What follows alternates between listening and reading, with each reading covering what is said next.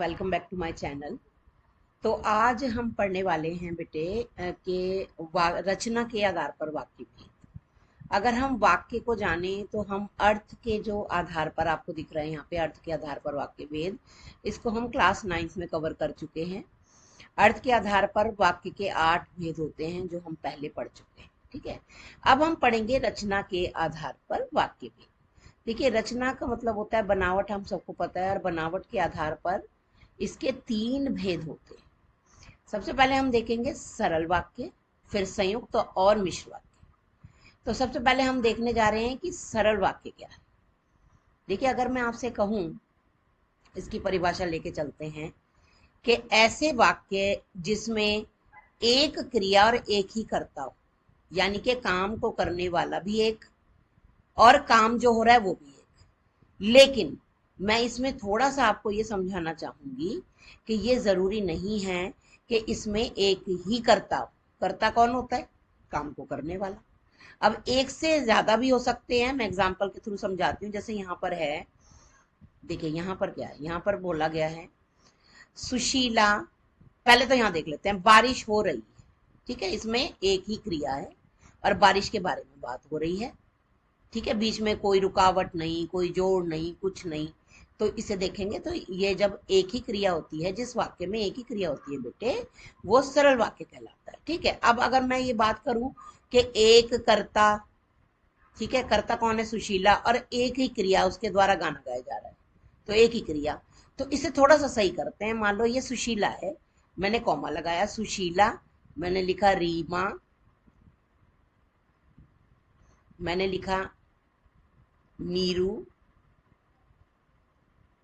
ठीक है, गाना गा रही, डॉट लगा दो, प्लूरल हो गया है।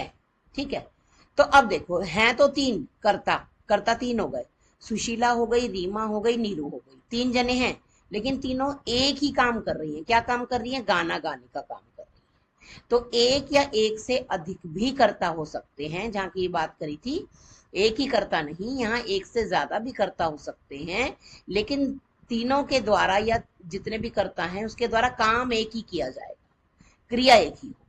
ठीक है, तो ऐसे पहचान करेंगे। अब है बिजली चमक रही है, सिंपल सी बात, बिजली जो है वो चमक रही है। पानी टपक रहा है, महेश गांव जा रहा है। ठीक है, ऐसे जैसे मैंने आपको बताया था, महेश के साथ हम सुरेश भी कर सकते हैं। महेश और सुरेश, महेश और सुरेश गांव जा रहे हैं। तो देखो, महेश हो गया और सुरेश हो गया, 2 कर्ता हो गए, काम को करने वाले। काम क्या कर रहे हैं? ये गांव जाने का काम कर रहे हैं। 2 कर्ता हो गए, लेकिन जा दोनों गांव रही है, यानी जा दोनों गांव ही रही है, यानी कि क्रिया एक ही होगी।